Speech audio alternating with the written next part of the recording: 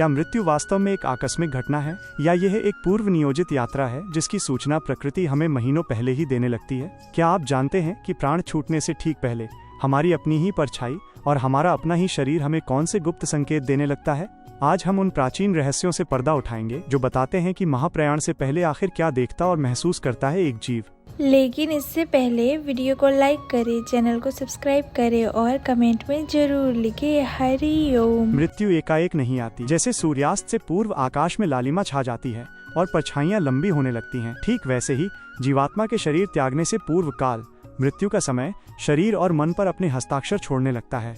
इन संकेतों को काल ज्ञान या अरिष्ट विज्ञान कहा जाता है। हमारा शरीर 5 तत्वों पृथ्वी, जल, अग्नि, वायु, आकाश से बना है। मृत्यु के समय ये तत्व क्रमशः क्षीण होने लगते हैं। इसके विस्तृत लक्षण इस प्रकार हैं।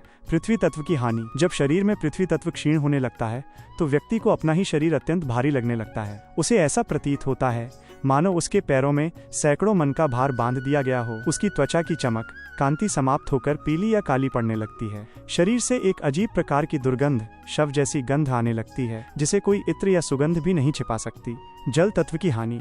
जल तत्व के कमजोर होने पर मुख, कंठ और तालू सूखने लगते हैं। व्यक्ति कितना भी जल पी ले उसकी प्यास नहीं बुझती। आंखों में जो प्राकृतिक आर्द्रता, नमी होती है वो सूख जाती है जिससे आंखें पथराई हुई सी लगने लगती हैं। अग्नि तत्व की हानि।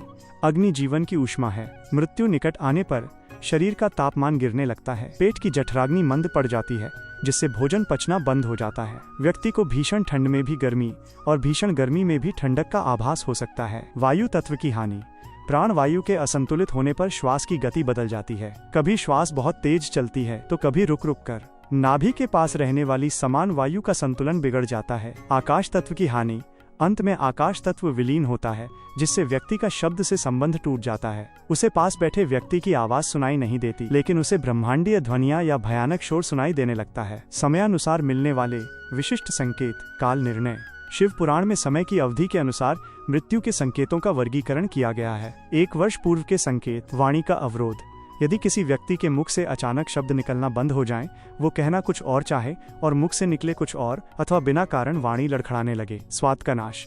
जब व्यक्ति को भोजन का स्वाद आना बंद हो जाए, उसे खट्टा, मीठा, कड़वा या तीखा सब एक समान बेस्वाद लगने लगे। ध्रुव तारे का लोप। यदि आकाश पूर्णतः साफ हो फिर भी व्यक्ति को ध्रुव तारा, शुक्र तारा या सप्तर्षि मंडल दिखाई न दे तो ये 1 वर्ष के भीतर मृत्यु का सूचक है। 6 माह पूर्व के संकेत। प्रतिबिंब का विकार। तेल, जल या दर्पण में अपनी परछाई न दिखना अथवा परछाई का सिर कटा हुआ दिखना अत्यंत अशुभ लक्षण है। इसे छाया पुरुष का संकेत माना जाता है। सूर्य चंद्रमा का रंग। यदि व्यक्ति को सूर्य का रंग काला और चंद्रमा का रंग लाल दिखाई देने लगे अथवा उसे सभी दिशाएं घूमती हुई प्रतीत हों। गिद्ध और कौवे। यदि व्यक्ति घर से बाहर निकले और अकारण ही कौवे या गिद्ध उसे घेर लें या बार बार उसके मार्ग को रोकें तो यह 6 माह के भीतर अनिष्ट का संकेत है। 1 माह पूर्व के संकेत। अंगों का सुन्न होना। यदि किसी व्यक्ति का बायां हाथ लगातार 1 सप्ताह तक फड़कता रहे और फिर सुन्न पड़ जाए। नासिका विकार। नासिका, नाक का टेढ़ा हो जाना या नाक के छिद्रों का बड़ा हो जाना। जल में डूबना। स्नान करते समय यदि जल शरीर पर न ठहरे और तेल की भांति फिसल जाए, जैसे कमल के पत्ते से पानी फिसल जाता है। स्वप्न और अवचेतन। मन के संकेत। गरुड़ पुराण के प्रेत कल्प में स्वप्नों को यमलोक का संदेशवाहक माना गया है। मृत्यु सन्निकट होने पर जीवात्मा ऐसे दृश्य देखती है। दक्षिण दिशा की यात्रा। स्वप्न में स्वयं को दक्षिण दिशा, जो यमराज की दिशा मानी जाती है, की ओर अकेले जाते हुए देखना। वहाँ अंधेरा गुफा या जंगल देखना। विचित्र सवारी। स्वप्न में स्वयं को भैंसे, ऊंट, गधे या सुअर पर सवार देखना। लाल रंग की प्रधानता। स्वप्न में लाल वस्त्र पहने स्त्री, लाल फूलों की माला या रक्त की वर्षा देखना। कीचड़ और दलदल। स्वप्न में स्वयं को कीचड़ में फंसते हुए या दलदल में डूबते हुए देखना जहां से निकलना असंभव हो। पितरों का आह्वान। यदि स्वप्न में बार बार मृत पूर्वज दिखाई दें और वे व्यक्ति को अपने साथ चलने का आग्रह करें या उसे भोजन परोसें। मृत्यु के अंतिम प्रहर। कुछ घंटे पूर्व का अनुभव। जब प्राण शरीर छोड़ने को तत्पर होते हैं तब स्थिति अत्यंत विचित्र हो जाती है। यमदूतों का दर्शन। मरणासन व्यक्ति की आंखें एक जगह स्थिर हो जाती हैं। उसे अपने आसपास भयानक आकृतियां यमदूत दिखाई देने लगती हैं जिससे वो भयभीत होकर मलमूत्र त्याग देता है। अंगूठा न देख पाना। हाथ की हथेली को सामने करने पर यदि व्यक्ति को अपना अंगूठा दिखाई देना बंद हो जाए तो समझ लेना चाहिए कि मृत्यु कुछ ही घंटों में होने वाली है। श्वास का ऊर्ध्व गमन। अंत समय में श्वास केवल नासिका के ऊपरी भाग से चलने लगती है जिसे ऊर्ध्व श्वास कहते हैं। गले से घुर घुर की ध्वनि, जिसे डेथ रैटल कहते हैं, आने लगती है। स्मृति का लोप। व्यक्ति अपने प्रियजनों को पहचानना बंद कर देता है। उसका चेतन मन सुप्त हो जाता है और अवचेतन मन में जीवन भर के कर्मों की रील चलचित्र चलने लगती है। चेतना का सिमटना, मृत्यु के क्षणों में इंद्रियों का शिथिल होना और मन का हृदय में लीन होना।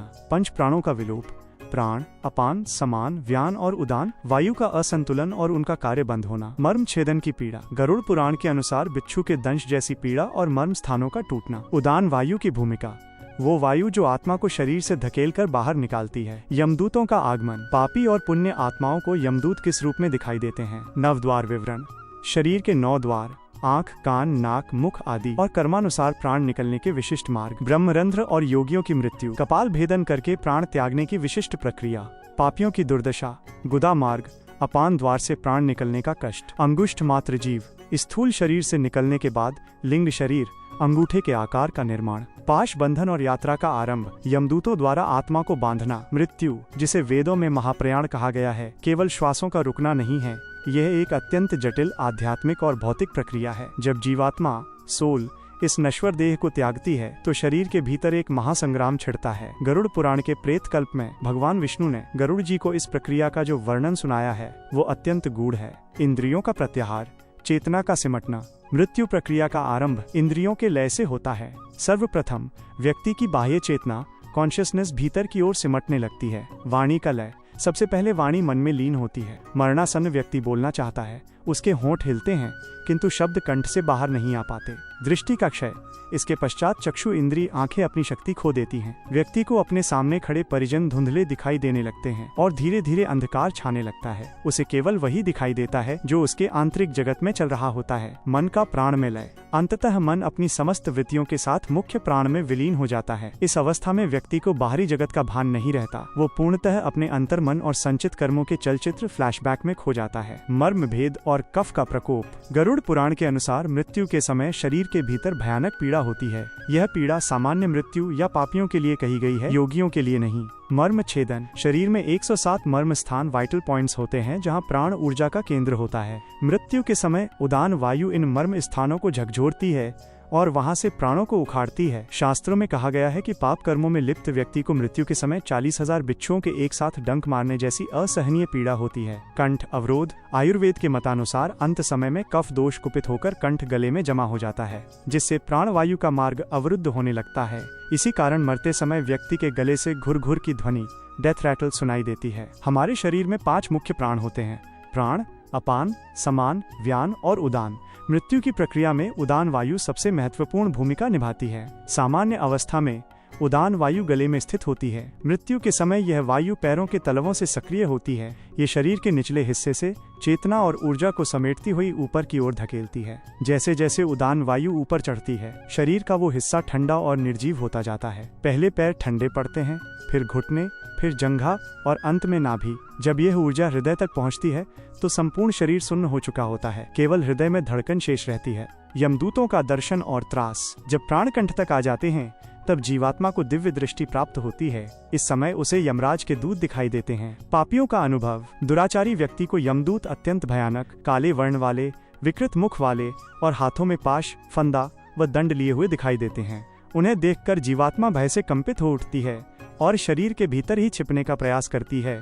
मल मूत्र का त्याग कर देती है, किंतु उदान वायु उसे बलपूर्वक बाहर धकेलती है। पुण्यात्मा का अनुभव, धर्मात्मा और ईश्वर भक्त को यमदूत सौम्य रूप में पीताम्बरधारी और हंस की सवारी पर आते हुए दिखते हैं। उन्हें मृत्यु में कोई कष्ट नहीं होता, वे ऐसे देह त्यागते हैं जैसे कोई पुराना वस्त्र उतार रहा हो। नवद्वार, प्राण निकलने के मार्ग, शरीर एक नगर के समान है जिसमें 9 मुख्य द्वार एग्जिट गेट्स हैं। 2 आंखें, 2 कान, 2 नासिका छिद्र, 1 मुख, 1 जननेंद्रिय और 1 गुदा मार्ग। इसके अतिरिक्त एक 10वां गुप्त द्वार है ब्रह्मरंध्र। कर्मों के अनुसार प्राण भिन्न भिन्न द्वारों से निकलते हैं।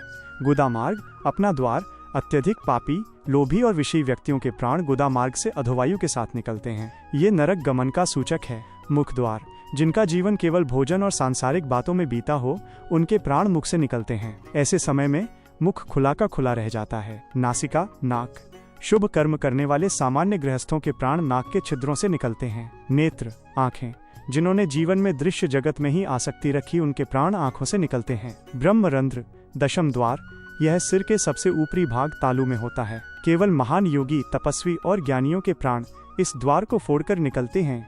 इसे कपाल मोक्ष कहते हैं। ऐसे व्यक्ति सीधे उच्च लोकों ब्रह्मलोक को प्राप्त होते हैं। अंगुष्ठ मात्र शरीर, लिंग शरीर का निर्माण। जैसे ही प्राण स्थूल शरीर फिजिकल बॉडी से बाहर निकलते हैं, वह जड़वत लाश हो जाता है। बाहर आते ही जीवात्मा एक सूक्ष्म शरीर धारण करती है। शास्त्रों में इसे अंगुष्ठ मात्र, अंगूठे के बराबर आकार का शरीर कहा गया है। यह शरीर वायु और आकाश तत्वों से प्रधान होता है। इसे यातना शरीर या लिंग शरीर भी कहते हैं। इसी सूक्ष्म शरीर में जीवात्मा को सुख दुख, भूख प्यास और यमलोक के मार्ग की पीड़ा का अनुभव होता है। अंतिम दृष्टि और पाश बंधन। शरीर से बाहर निकलने के तुरंत बाद जीवात्मा कुछ क्षणों के लिए अपने मृत पड़े शरीर को देखती है। उसे अपने शरीर, घर और परिजनों से मोह होता है और वह पुनः शरीर में प्रवेश करने का प्रयास करती है, किंतु यमदूत उसे कालपाश, समय के फंदे में बांध लेते हैं। अब वो न तो बोल सकती है और न ही अपनी इच्छा से कहीं जा सकती है। वो केवल अपने परिजनों को रोता बिलखता देख सकती है, पर उन्हें सांत्वना नहीं दे सकती।